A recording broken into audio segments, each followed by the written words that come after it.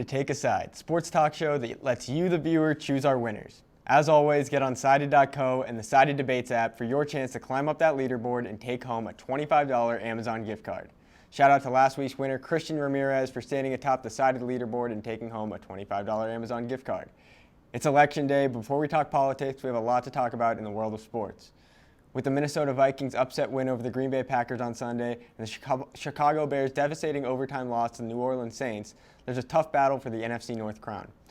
The Packers lead the division at 5-2, with the Bears right behind them at 5-3.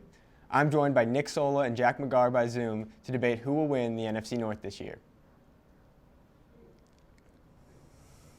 They have the experience. They have, just the winning experience in the playoffs, but more importantly, they have Aaron Rodgers, who is just kind of having an MVP caliber year. He's at like 20 touchdowns to 2 picks right now. Really good completion percentage. I would say he's on a mission this year. They have Aaron Jones coming back soon. They have Jamal Williams behind him, also a beast.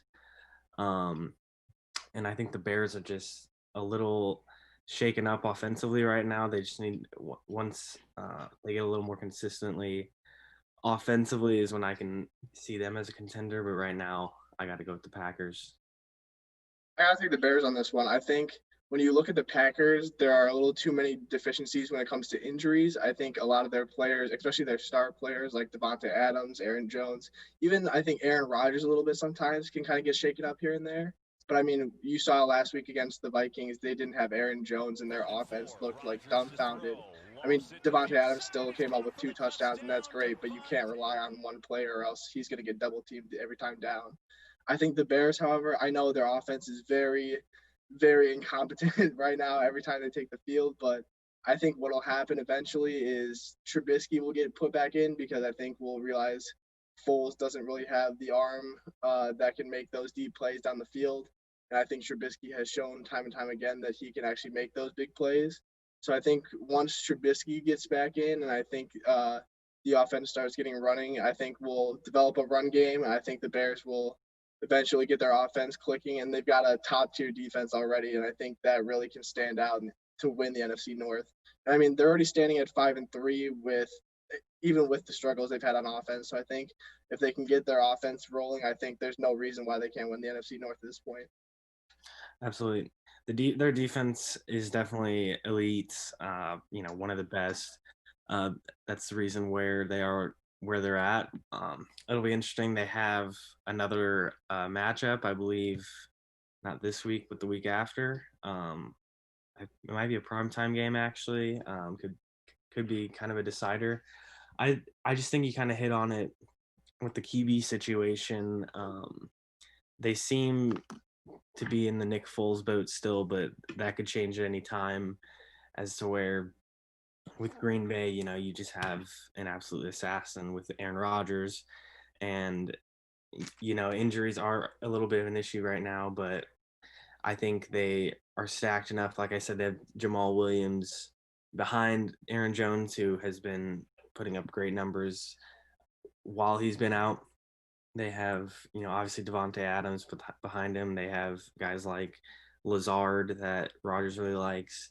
And they have a defense that is probably among one of the better Packers defenses. They've never been a great defensive team, but they certainly can hold their own. And I just think when it comes down to, crunch time and who needs to win the game, you got to give it to Aaron Rodgers. That's ultimately what's gonna make or break for them, I think. But the biggest matchup will be the Packers-Bears rematch that will be happening in a couple weeks. It'll be interesting to see how it plays out. I agree. I think when we see that game, I think it'll be truly clear to see who's going to take the NFC North, depending on who wins that game, or even if it's a close matchup, I think it'll still tell who's going to win the division. But like you said, I mean, Aaron Rodgers, if you've got Aaron Jones, Devontae Adams, even Lazard, like you said. But the problem is he hasn't had all 3 of those guys on the field at the same time really throughout the season. I mean, Lazard's been on IR. Devontae Adams has missed a couple of games already in the season with injury. Aaron Jones has missed, I think, 2 games now. with a calf injury, and I mean that'll probably continue throughout the season. So I think really when you can't have, I mean, with all three of those guys like that we just mentioned, with Aaron Rodgers on the field, that offense is really scary. They were putting up like 40 something points every game when they had everyone in there. But the fact of the matter is, you're not going to have everyone here because they're all suffering injuries throughout the season. So I think when you have those key injuries to your key players, I think that really scares your offense, and that changes your game plan every time you take the field. But I think with the Bears, I mean, Matt Nagy will have to make a change in quarterback soon because I don't think Nick Foles will keep winning games. We have a big matchup against the Titans next week, or this upcoming week. And I think if the offense doesn't do anything crazy, I think there might have to be a change with Trubisky. I remember we played the Bears played the Rams, and they completed their first play of 40 yards or more passing, and that's a very scary stat that we were the only team that didn't have a play like that yet. So I think if the offense doesn't start rolling, that Trubisky will have to be put in. Yeah, I think a QB switch up is definitely under consideration. I would also, maybe not mid-season, but in the off-season, they may think about. I think they're fine. They should be fine with Matt Nagy and like him as a head coach. I don't know if necessarily he should be running the whole offense per se. I think they need someone else that can kind of help him out there. Like Andy Reid, he'll take over the offense, but he's not doing everything. Kind of, he needs someone else. Like I think Matt Nagy kind of needs someone else that can help guide on offense, and he can do more of a whole game overview kind of thing. But I think that's the big thing is just they're pondering on offense, whether it's QB play or play calling. It's tough there, but it'll be interesting to see how it plays out. With that being said, make sure to go vote it on sided.co for your favorite, and we'll be right back. Where you go to college makes a statement about you. This place will become a part of you, your identity for life.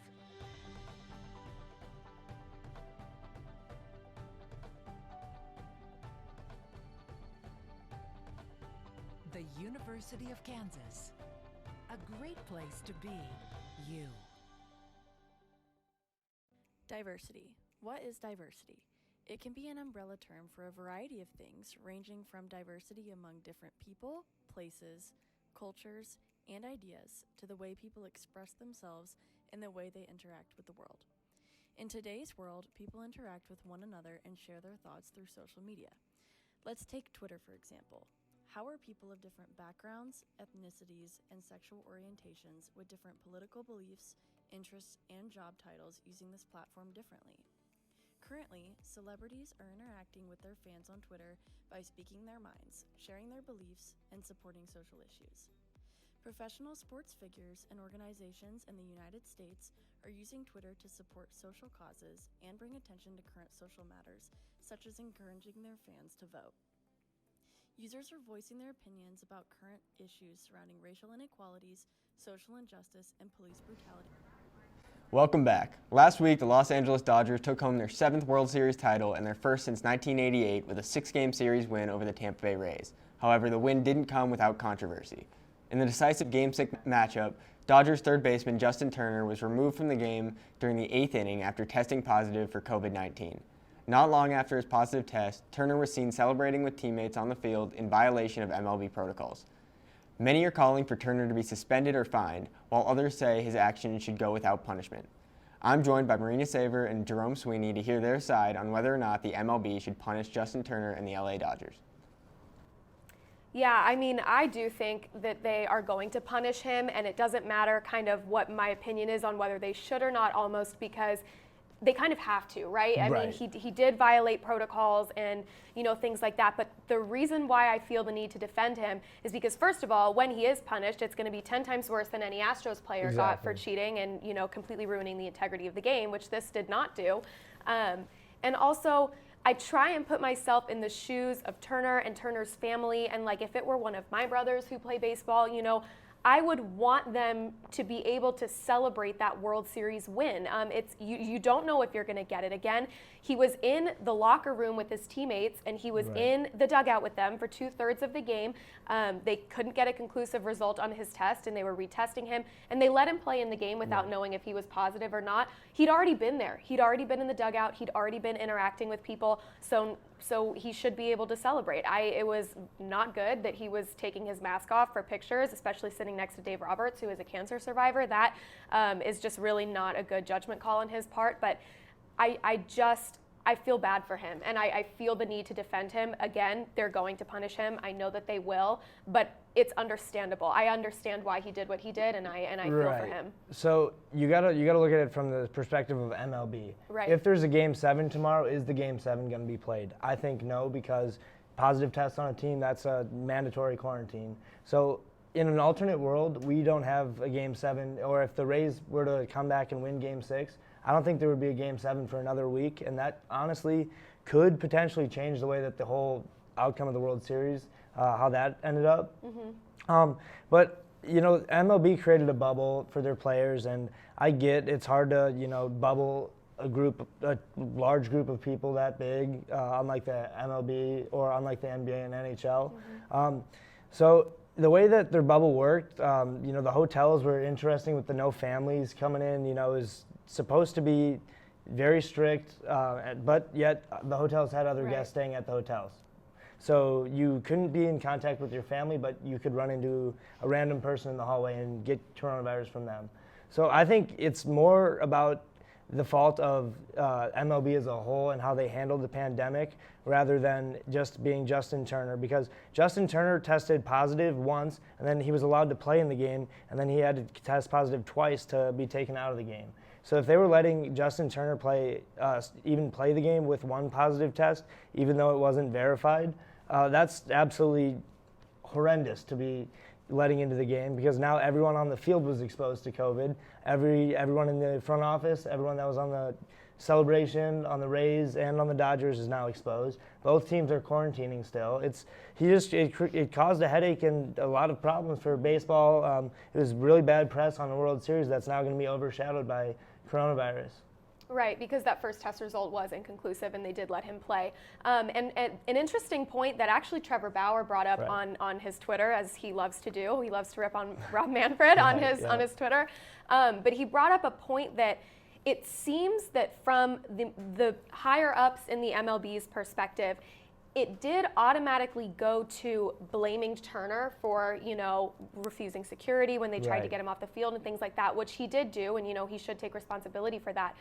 But there was never any internal looking. It was never, okay, we created this bubble, Turner followed the rules that we know of. How did he still get sick? How did this happen? How did we let this happen? How did we get this player sick? Not that they got him sick, but how was it that the conditions were such that he did, and now lost out on the opportunity, or should have lost out on the opportunity, to celebrate his World Series victory. And Turner, and even Corey Seager, like, was spending his press time after being named the MVP, talking about how sorry he felt for Turner. This, of course, was before Turner had stepped onto the field. You know, and I don't like the Dodgers, we know this, but I can appreciate Turner's story and the fact that he was released from the Mets. He really was told he wasn't going to go anywhere. 35. He comes to the Dodgers, he comes to the Dodgers, he just flourishes and becomes an absolute staple to that team and a staple to Los Angeles. And he means so much to the fans, and they love him.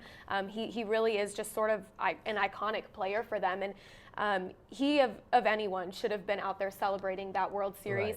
Again, what we're all doing is wearing masks, and we're staying socially distanced and things like that. So with the exception of that picture that he was taking with the team photo where he took his mask off, and then the pictures that he was taking with his wife where he took his mask off, which she would have gotten sick regardless. She definitely has it. He did have his mask on. He did appear to be, I mean, he was hugging people and stuff like that, but I don't know. It's like, if it works for us, why is he expected to follow harsher rules? I know he's positive, and I know it's just really messy.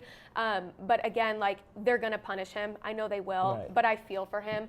And I just feel for him. Onto the punishments, like I said, I mean, he's for sure going to be punished more than any Astros player ever will be. Because that's how it works. It's horrible, but in the times of a pandemic, it needs to happen. I mean, going back, there wouldn't have been a Game 7 if he tests positive twice before the game. So if he takes his tests and we get those earlier, I mean, it's sad that the MLB is even in this situation. To whereas we have an inconclusive test and we're letting players that might have COVID be playing in an MLB game is horrendous, and it goes against everything that all the sports leagues developed for safety protocols for this pandemic. Yeah, I agree, and they are opening an investigation into the situation, so it's something that we'll have to keep watching just to see what happens, and when more details about that investigation come out, I'm sure we will be talking about it again. But that's all the time we have for this segment. We're going to throw it over to commercial, and we'll be right back. Where you go to college makes a statement about you. This place will become a part of you, your identity for life.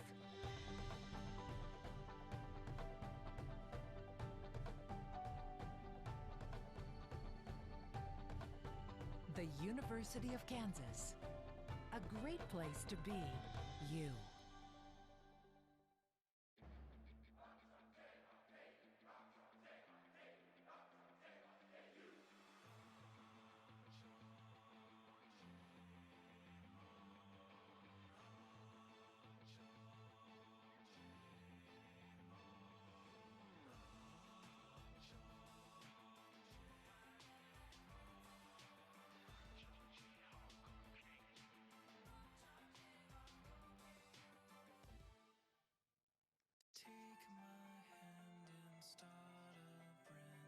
Underneath everything we are all people.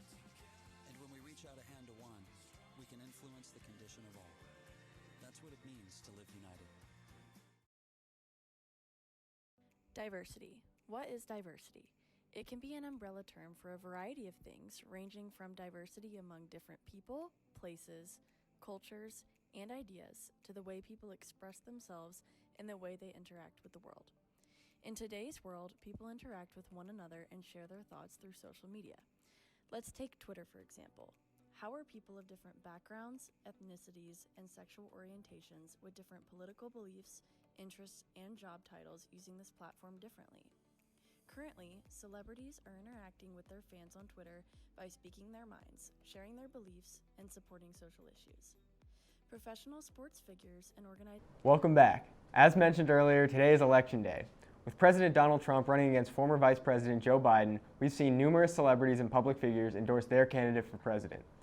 Given the current political climate and the varying policies of both candidates, we're asking Sided users how much celebrity endorsements play a role in your vote for president. I'm joined by Blake Sevenbergen to hear his side. I think for me, coming into this election, celebrity endorsements aren't all that important in my vote and how I have voted this year, but I think they will play a big role in society. The big race this year has been people just going back and forth at each other on social media and on the debates. And I think that celebrity endorsements from different celebrities will play a role in how people vote in this election. Now, Blake, I know that you said that celebrity endorsements don't have a role in your personal vote, but you said it as a whole. So you mind talking a little bit more, how much of a role do you think celebrity endorsements will have in the outcome of this election? I think there's so many things that are unclear going into today. Mail-in ballots coming in late, people voting at any time. I think the answers are going to be unclear, and that's why I think celebrities and how they will react and how they support their candidate will be important in what happens today.